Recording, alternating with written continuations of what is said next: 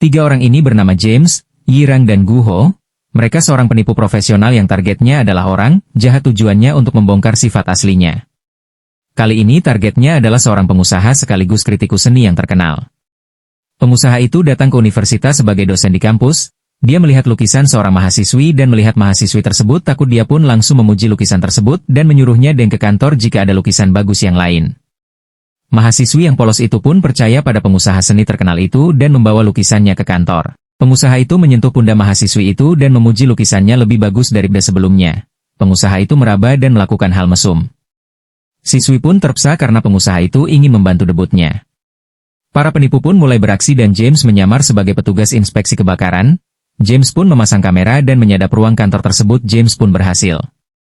Kini giliran Guho menyamar sebagai petugas disinfeksi. Guho pun berhasil masuk rumah seorang pengusaha itu dan Guho pun memasang kamera di topeng koleksinya. Pengusaha itu masuk rumahnya dan menoleh ke arah kamera itu. Guho pun panik melihat pengusaha itu mengarah ke kamera. Pengusaha itu pun mengulurkan tangan. Guho pun makin cemas. Lalu James mengamati dan mengetahui bahwa sudut pandang matanya sedikit berbeda dan benar ternyata dia hanya merapikan koleksi piala penghargaan. Guho dan James pun sedikit lega.